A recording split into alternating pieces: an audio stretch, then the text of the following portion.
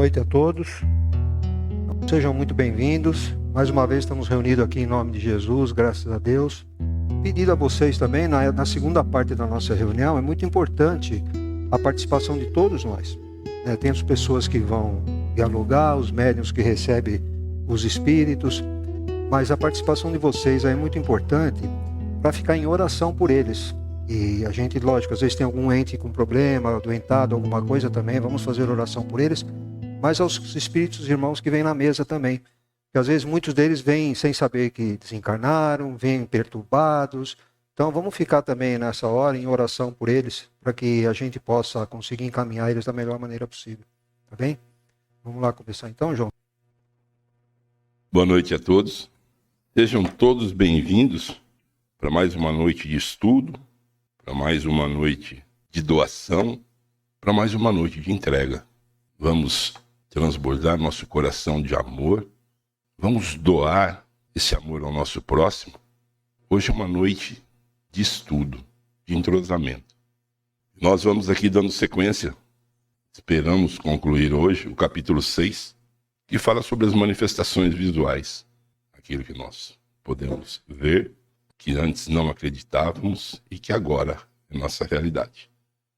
E nós paramos, vamos fazer a leitura novamente para que a gente possa relembrar onde nós paramos. O perispírito, por sua própria natureza, é invisível no estado normal, mas ele pode também passar por modificações que o tornem visíveis, seja por uma espécie de condensação ou por uma mudança em sua disposição molecular. E é então que nos aparece de maneira vaporosa. Nós comentamos aqui a semana passada o que é o negócio o que é ser vaporosa. Como que ele consegue? Por que surgiu esse termo vaporosa? Porque ele vem do vapor. Ele vem de um estado invisível, que é o quente. Ele passa pela névoa, que já é o vapor. Ele transforma no líquido e ele passa para o estado sólido quando ele vira gelo. Olha que maravilha. Então, por isso que surgiu esse termo, condensação vaporosa. A condensação pode chegar ao ponto de dar ao perispírito as propriedades de um corpo sólido e tangível, mas que pode instantaneamente voltar ao seu estado etéreo e invisível. Isso vai também para aquelas aparições em que nós vimos de relance, era nítido e ele, num instante, sumiu. Esses diversos estados resultam da vontade do espírito e da sua combinação com o fluido específico do médium. Se o médium não estiver alinhado com o espírito, ele não vai ver, não vai sentir. Para a modificação do perispírito é necessário que os fluidos de ambos possam combinar-se, haver uma espécie de afinidade entre eles. Se não tiver aquela aceitação, também não vai ocorrer essa visão. É necessário ainda que a emissão de fluidos de pessoas seja abundante para operar a transformação do perispírito. Provavelmente há outras condições que desconhecemos. Lembra que nós falamos, nós recebemos muitos fluidos. O médium recebe muitos fluidos. E se esses fluidos não forem favoráveis aos médiuns, eles também não verão nada. Por fim, é preciso que o espírito tenha a permissão de aparecer para aquela pessoa, e o que nem sempre lhe é concedido, ou pelo menos não em certas circunstâncias, por motivos que não podemos apreciar. Isso daqui vale aquele outro termo que nós também já falamos aqui, que a comunicação é de lá para cá, e não daqui para lá. Eu quero ver, hoje eu quero ver, se não for hoje eu não quero ver mais. Isso não existe. Pode ter toda aquela energia fluindo, mas tem que ter a permissão de lá para cá. A condensação pode chegar ao ponto de dar ao perispírito propriedade de um corpo sólido e tangível, mas que pode instantaneamente voltar ao seu estado etéreo e invisível. Tem a médium lá, Florence Cook, que ela recebeu o espírito de Kate King, né? Ele era bem materializado, foram feitas uma série de experiências que o João já falou aqui, né, que media a pulsação do espírito e tudo. Teve um caso lá que elas foram em umas palestras, né, para os cientistas avaliarem ela e tal, e teve um que não acreditava, que foi para cima dela. Nessa de ir para cima dela, instantaneamente ela desapareceu. Ele não acreditava, então ele ia mostrar, isso aqui é uma farsa. Foi lá tentar alguma coisa assim, mas ela imediatamente desapareceu. Vamos lá, vamos seguir. E aqui tem as imagens, né? Que podem trazer para a nossa realidade. Os anjos que são vistos pelas mulheres estavam com seus fluidos elevados. Tem a transfiguração de Jesus, como vocês podem ver aqui também. Tudo isso, né, veio comprovar o que o Espiritismo nos falava. E essa visão é permitida, é possível, desde que seja dentro daquelas condições, de ter os fluidos elevados, estar em combinação e ter a ordem de lá para cá para fazer essa aparição. Ali, provavelmente, como falou do fluido, né, do médium, tem que ter fluido do encarnado também, tem que combinar, tem que ser abundante. Ali ele tinha as mulheres, ali no Lucas, capítulo 24, é o último capítulo de Lucas. Ele fala ali Maria Helena, a Maria Madalena, que estava lá, a Joana de Cusa, fala na Maria, a mãe do Tiago, e no Marcos ele fala na Salomé também. Então, provavelmente, essas mulheres que acompanhavam Jesus, com certeza, né, Maria Madalena principalmente tinha mediunidade, tinha fluido que era necessário para que acontecesse isso que aconteceu. Então, elas receberam a comunicação dos anjos ali, vamos dizer assim, desses espíritos de luz, e que Jesus já não estava lá mais, tinha ressuscitado, né? Ficaram apavoradas. Tem umas lá que não quiseram nem falar com os apóstolos lá, com os discípulos de Jesus, porque ficaram meio amedrontadas, e no fim a Maria Madalena que acabou indo falar. Mas muito provavelmente é isso que aconteceu. Elas precisavam de ter esse fluido para poder o Espírito poder usar e fazer o que fez aí. E aqui em Jesus tinha 3 que ele sempre levava: Pedro, João e Tiago. Tiago, que era irmão do João. Eram os 3 que ele sempre acompanhava. Então, com certeza eram os 3 médios e tinham mediunidade de materialização também. Por isso que está aí. Isso daí me faz lembrar de uma passagem que tem num livro que chama Teoria e Prática da Mediunidade, do Hermínio de Miranda. E nessa passagem tem um item que fala: um espírito toca a campainha. E ele foi narrado, né, por uma filha que perdeu sua mãe. E ela denominou-se como Regina. Ela não acreditava na espiritualidade. E quando a sua mãe desencarnou, ela começou a sentir a presença da sua mãe.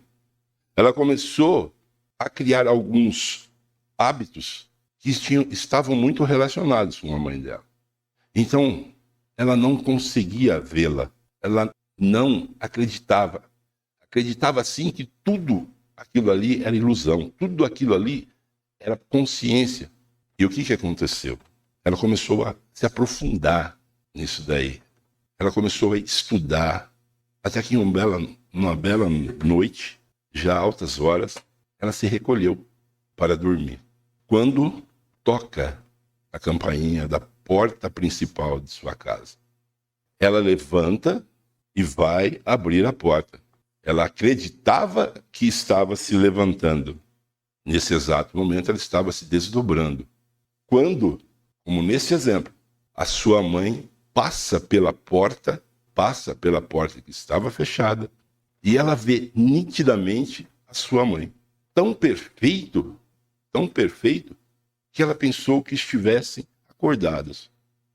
E nesse exato momento, ela pôde receber toda emoção, toda aquela carga que a mãe havia sentido e estava procurando passar para ela. E depois disso, que ambas se abraçaram, ela pôde descansar, pôde acalmar seu coração. Nesse exato momento, uma luz se fez presente. Nesse exato momento, a mãe pergunta se ela está bem, que chegou a hora dela partir. Este exemplo nós tivemos aqui, na mesa mediúnica no Chico Xavier. E depois que essa mãe partiu, muitas outras vezes ela veio visitar a filha, porque ela recebeu permissão e ela tinha evoluído. Ela recebeu a permissão de voltar várias vezes. E como Regina tinha se aprofundado no espiritismo, ela podia conversar com sua mãe. Ela podia, naquele exato momento, receber amor, tal amor para sua mãe, Só o Espiritismo para demonstrar isso. É isso aí. Outra propriedade do perispírito é a penetrabilidade inerente à sua natureza etérea. Nenhuma espécie de matéria lhe serve de obstáculo. Ele atravessa a todas, como a luz atravessa os corpos transparentes. Não há, pois, meios de impedir a entrada dos espíritos, que vão visitar um prisioneiro em uma cela com a mesma facilidade com que visitam um homem no meio do campo. Viu? Nós acabamos de falar que ela passou pela porta. Não existe essa barreira, ainda mais quando se fala de amor. Aqui nós temos um exemplo clássico que o Jesus ressuscitado aparece aos apóstolos. Estando as portas trancadas, veio Jesus, pôs-se no meio e lhes disse: paz seja convosco. Está lá em Lucas 24, de 36 a 41, do 44 ao 49, em João 20, 19. E nessa outra foto tem Jesus ceando com os seus. Eles estavam trancados porque eles eram perseguidos devido ao que aconteceu com Jesus. Jesus, estando tudo trancado, passou e foi ter com os seus. E ainda comeu com eles, né? Na Galileia a mesma coisa, ainda comeu com eles. E aí a gente fala, mas Jesus, né? Jesus é impressionante, né? Mas vamos ver Pedro também. Depois dessas passagens, em Atos dos Apóstolos, você tem que Pedro foi preso. Eles mataram o irmão do João, o Tiago, e daí prenderam uma época lá o Pedro também, né? Para poder, acho que, sacrificar ele lá. Só que apareceu o que no meio da noite? Tinha uns guardas dormindo do lado dele, guarda dormindo fora. Apareceu um espírito lá, soltou as algemas dele, veste aí. E foi abrindo as portas e foi saindo com ele, os guardas dormindo, e chegou no meio da rua, pum, cadê o espírito? Desapareceu e o Pedro se livrou da prisão. Então tem uma passagem dessa em Atos dos Apóstolos também. Então assim, olha a elevação desses espíritos, né? Se materializou, desfez as algemas de Pedro, e vamos que vamos. Segue aí Jesus, até comia com eles, né? Mas isso faz surgir uma outra pergunta. Será mesmo que eles podem entrar em todo lugar? Será que os espíritos podem entrar em todos os lugares? Eu acredito que não.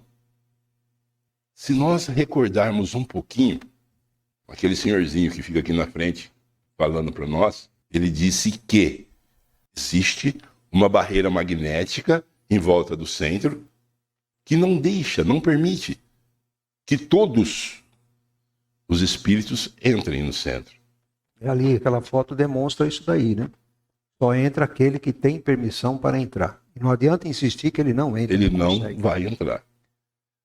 E aqui, João, vou falar, aqui é uma casa, né, ali em cima também com os espíritos. O que é aquilo? Aquele que pratica o evangelho no lar, tem o costume sistemático de fazer o evangelho no lar. O que acontece? É como se blinda a nossa casa. Então o espírito mau, ele não vai conseguir acessar. É como uma porta mesmo, ele bate e volta, bate. Tem um filme que eu assisti uma vez que mostra muito isso, eu acho que é O Anjo, o nome dele. Tinha um espírito obsessor que acompanhava a mulher, ela entrou no centro espírita, e a hora que ele foi entrar, pum, parecia aqui uma porta, e ele não conseguia de jeito nenhum, não entrou. Então, assim, às vezes a gente vê algum espírito mais revoltado aqui, ele entrou porque teve permissão de entrar, porque ele precisava entrar. Então, assim, é tranquilo nesse sentido, né? E não estamos falando só de centro espírita ou das nossas casas. Se a gente pegar os livros aí que fala sobre colônia espiritual, por exemplo, você pega o nosso lar. O nosso lar, ele tem barreiras magnéticas, tem um muro, né, que a gente viu no filme, aqueles muros. Naqueles muros tem barreiras magnéticas, que não é qualquer espírito que eles estão no umbral. Né? Então, se fosse fácil, juntava um monte de espírito do umbral e invadia lá. Mas tem essas barreiras magnéticas. Aí vamos pegar o livro Obreiros da Vida Eterna, que vai falar da Casa Transitória Fabiano de Cristo. Ela fica num umbral bem pesado, bem próximo à Terra. Então ali assim é uma coisa terrível. O André Luiz foi fazer lá uma visita com Jerônimo e mais dois lá, o padre Hipólito e a Luciana, que era uma enfermeira. Eles foram lá porque eles iam fazer desencarne aqui na Terra. Só que eles pararam por lá para descansar, para uma coisa assim. E o que acontece? Chegou na porta, tinha a barreira magnética. Então os guardas da portaria viram que era ele, eles tinham um instrumento lá, um equipamento que acionou e desfez a barreira magnética e eles conseguiram entrar. E eles têm lá, depois fala no livro, dos espíritos das trevas atacando a colônia lá que eles estão, né? Porque o que acontece? Eles recolhem os espíritos do umbral, deixa lá, tem uma série de equipes que vai resgatar, e deixam eles lá e vai fazer outros trabalhos, mais resgate, e vai pondo lá. E às vezes eles tentam invadir lá. E quando tentam invadir, daí você vê a diretora, era uma mulher lá, falei o nome dela, agora esqueci já. Ela era diretora, era uma mulher, e ela falava, pô, aciona as barreiras, aciona os canhões de eletromagnético, canhões de eletricidade. Então aí os espíritos das trevas começaram a lançar bombas magnéticas lá. E o André Luiz, todo mundo lá preocupado, a moça, até a diretora. Aí, quando ela mandou acionar os canhões elétricos, lá, a barreira magnética, essas coisas, aí começou a diminuir os barulhos até que sumiu. Então, o que era? É essa produção magnética. Então, o espírito ele não tem condição de entrar em todo lugar. Se tiver essa barreira magnética, fica difícil. A gente também, aquele que faz oração, normalmente tem uma carapuça aqui, vamos dizer assim, que é difícil também deles acessarem a gente. Então, por isso que a oração é muito importante, a prece. O perispírito, como se vê, é o princípio de todas as manifestações. Seu conhecimento nos deu a chave de numerosos fenômenos, fazendo-nos entrar numa nova senda, ao tirar-lhe qualquer resquício de maravilhoso. Nele, encontramos a explicação da possibilidade de ação do espírito sobre a matéria, da movimentação dos corpos inerente, dos ruídos e das aparições. Se bem compreendermos esses princípios facilmente, poderemos aplicá-lo aos diversos fatos que se apresentam à observação. Depois nós entramos na teoria da alucinação. Os fatos provam que há aparições verdadeiras que a teoria espírita explica perfeitamente. Mas, ao lado dessas visões reais, existem alucinações no sentido que se dá à palavra não se pode duvidar.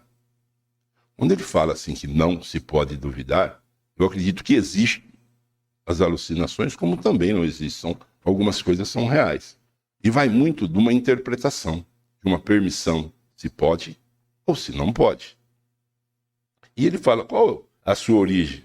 São os espíritos que nos colocam na pista, nas respostas às seguintes perguntas. Olha as perguntas deles agora. As visões são sempre reais, ou são algumas vezes efeitos da imaginação? Vamos começar só analisando. Para os que podem e conseguem fazer essa visão, será que é imaginação? Será que é ilusão? Quando vemos em sonho, ou de outra maneira, o diabo, ou outras coisas fantásticas, que, portanto, não existem, não se trata apenas de imaginação? Sim, algumas vezes. Quando a pessoa está chocada por certas leituras ou por histórias de feitiçaria, lembra-se delas e acredita ver o que não existe. Mas já dissemos também que o espírito, através do seu envoltório semimaterial, pode tornar todas as formas para se manifestar. Um espírito brincalhão pode parecer de chifres e garras, se o quiser, para zombar da credulidade, como um espírito bom.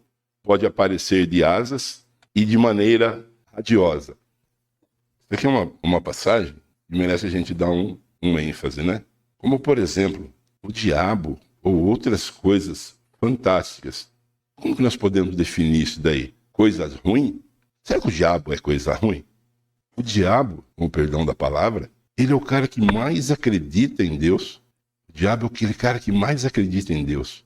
Ele acorda todo dia sabendo que vai ser derrotado. E ele não desiste. Todo dia ele sai para a luta. Eu vou fazer, eu vou derrubar, eu vou pegar. E ele é derrotado. E nós, na primeira dificuldade, já desistimos. Já caímos na tristeza. Ou como a palavra moderna, caiu em depressão. Mas ele não. Ele continua. Mas ele sabe que vai ser derrotado. Por isso que ele tem fé em Deus, que ele vai atazanar. Porque a intenção do diabo não é mudar o mundo. A intenção do diabo é mudar vocês. Por quê que a intenção dele é mudar o ser humano? Porque na primeira fraqueza, o ser humano se entrega. E nós temos que aprender com ele. Que é difícil.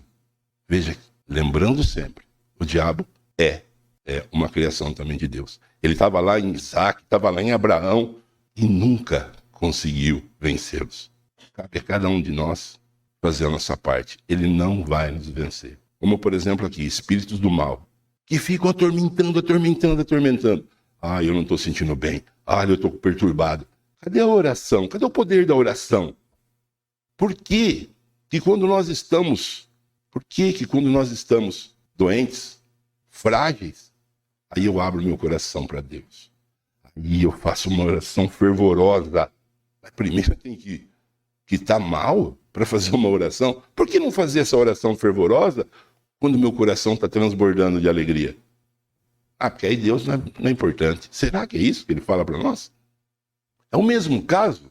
A Bíblia tem muitas passagens que falam sobre gratidão. Aí vem aquela perguntinha. Você já fez a sua gratidão hoje? Já fez uma ação que foi determinada como gratidão de coração? Será que nós fizemos isso daí? A oração é tão importante, gente. Você pega todos os livros do André Luiz, quando eles saem para fazer os trabalhos deles, a oração sempre está lá. Onde eles chegam, tem o horário da oração, tem o momento da oração. É muito importante. Vamos lá, João, que tem acho que a explicação de como acontecem aquelas visões. Mais para frente, vamos lá. Podem-se considerar como aparições os rostos e outras imagens que muitas vezes se mostram quando cochilamos ou simplesmente quando fechamos os olhos. E muitas vezes também nos assustamos, né? Dá uma cochilada, nossa, aconteceu isso. Quando os sentidos entorpecem o espírito, se libera e pode ver, perto ou à distância, o que não podia ver com os olhos.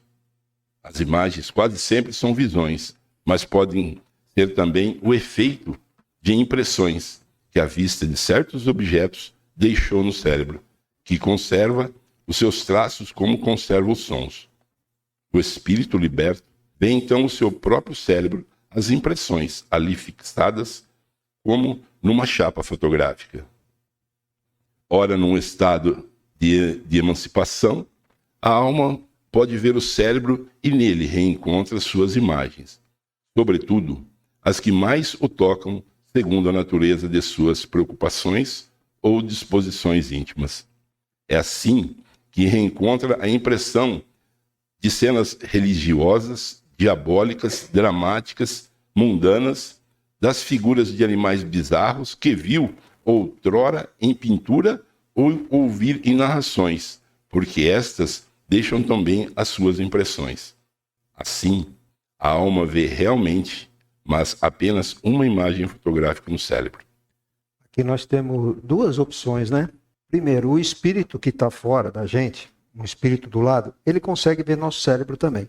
Então as imagens que a gente cria ali, ou que a igreja ou qualquer coisa assim põe de terror na mente da gente, se assiste um filme de terror, aquela coisa fica marcada, sei lá. Bom, enfim, o espírito consegue ver, e a gente quando sai do corpo à noite, se a gente fica muito próximo ao corpo, que ele falou ali atrás, que o nosso espírito mesmo consegue ler o nosso cérebro. Então, tendo um espírito obsessor, por exemplo, que já leu, ele já pode também tomar forma daquelas coisas bizarras que a gente tem medo, tem receio para assustar, essas coisas todas, né? Então, é isso aí, né? Então, é coisa que é tudo na mente da gente. A religião não impunha essas coisas. O diabo acho que é gênio. Você vai procurar a tradução do diabo, é gênio. Satanás é adversário. Quer dizer, mas quem que pintou ele com chifre, com não sei o quê? Sabe, isso nada existe, né? Verdade é essa. Eu acredito que o diabo se faz por anjo também. Por anjo também, pode ser. Ele chega, todo bonzinho, todo carinhoso, transbordando amor. De repente, ele mostra a sua cara. Quantos iguais a esse nós não convivemos no dia a dia? Que mostram aquela cara linda, maravilhosa e querem somente o nosso mal. É isso aí. Bom, vamos terminar aí, ó. Vamos ver se a gente consegue. Acho que acabou. Assim nós terminamos. Não tem mais nada aí? 6. Não tem mais nada. Na próxima semana começa o capítulo 7. Bicorporeidade e transfiguração. Bicorporeidade e transfiguração. Acredito que vai ser mais um desafio. É um tema importante e tem muita coisa interessante aí também para falar. Principalmente em bicorporeidade. É uma coisa impressionante as histórias. Bom, vamos para a segunda parte agora então, né? Como eu falei, pedimos a todos que fiquem em oração aí pelos irmãos que vão ser atendidos na mesa, tá bom? Vamos lá. Sim, eu só queria agradecer hoje a presença de vocês, né? E agradecer de coração mesmo, né? Que a gente fica muito contente, né? De sempre ter a casa cheia, o apoio de vocês. Agradecer pelo trabalho também que foi feito. Agradecer ao plano espiritual, né? Pelo auxílio que nos deram, pelo suporte que nos deram. Podemos encerrar. Que a gente vá em paz, né? Com Jesus no nosso coração e que Ele acompanhe a gente. Bom, obrigado e até amanhã.